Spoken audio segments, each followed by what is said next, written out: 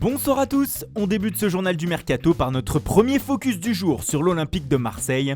Les Phocéens qui se cherchent actuellement un attaquant pour terminer leur Mercato. Et surprise, ce matin on apprenait que Pablo Longoria, le head of football du club, envisageait même de recruter 2 buteurs pour satisfaire André Villas-Boas. Actuellement, 2 joueurs brésiliens très jeunes seraient proches de l'OM. Le premier c'est Luis Henrique de Botafogo. Le Mbappé brésilien, comme il est surnommé, pourrait débarquer sur la Canebière contre 10 millions d'euros. Il pourrait être suivi par un autre jeune Auriverde, Caio Jorge, qui évolue lié à Santos. Une somme de 20 millions d'euros pourrait être dépensée par les Marseillais.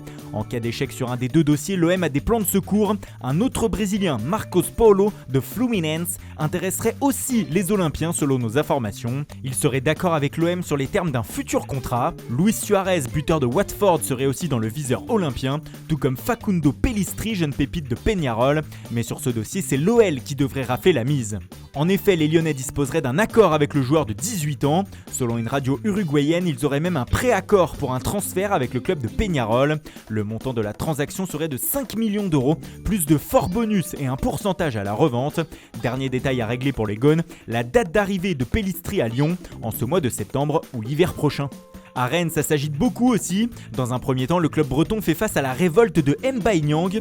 Mécontent de l'arrivée de Serhou Guirassy en attaque, le buteur sénégalais aurait demandé à ses dirigeants de le laisser partir. West Bromwich Albion, promu en première ligue, serait sur les rangs, mais Niang ne serait pas forcément très chaud à l'idée de rejoindre le club anglais. Edouard Mendy va lui aussi partir à Chelsea. Il passerait sa visite médicale actuellement chez les Blues. Du coup, Rennes travaille à trouver son remplaçant dans les buts.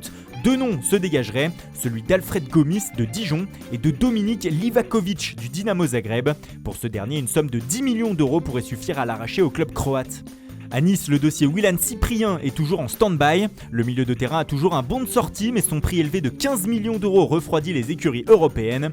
Selon nos informations, Bordeaux serait tout de même chaud pour le faire venir.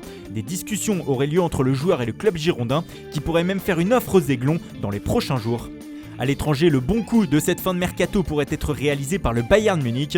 Les Munichois seraient tout proches d'enrôler le latéral de l'Ajax, Serginho Dest.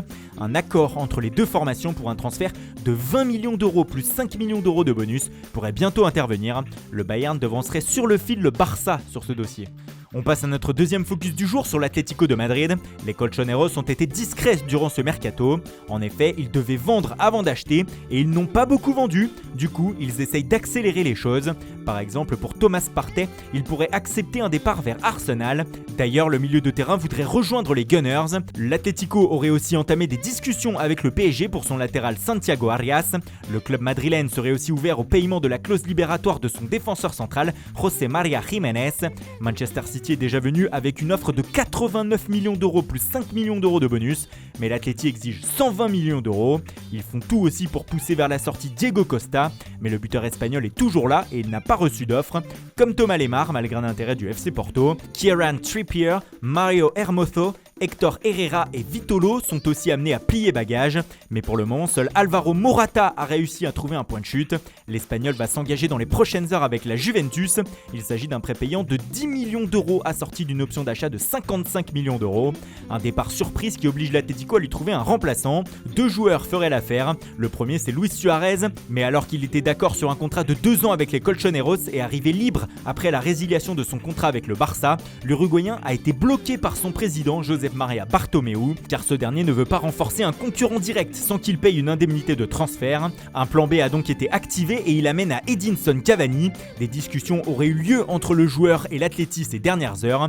Enfin, les Colchoneros auraient déjà trouvé le remplaçant de Thomas Partey. Il s'agirait du milieu de la Gantoise, Elisha Owusu. Ce dernier dispose d'un contrat jusqu'en 2023 en Belgique.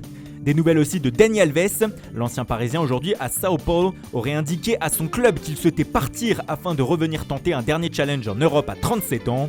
Sous contrat jusqu'en décembre 2022, il espère une résiliation de son contrat à l'amiable avec le club paulista. Et puis c'est officiel, le FC Barcelone a vu 2 de ses joueurs partir aujourd'hui. Arturo Vidal s'est enfin engagé avec l'Inter. Les Lombards auraient dépensé 1 million d'euros pour l'international chilien. Dans le même temps, le défenseur Georges Cuenca file lui à Villarreal, où il s'est engagé pour les 5 prochaines saisons. Il a été prêté dans la foulée pour une saison à Almeria par le sous-marin jaune. Leipzig a trouvé le remplaçant de Timo Werner. Le club allemand a fait signer Alexander Sørloth, attaquant norvégien de Trabzonspor ce mardi. Il arrive contre un chèque de 20 millions d'euros plus 2 millions d'euros de bonus. Voilà, c'est tout pour aujourd'hui. Bonne soirée à tous et rendez-vous dès demain matin pour de nouvelles informations sur le mercato.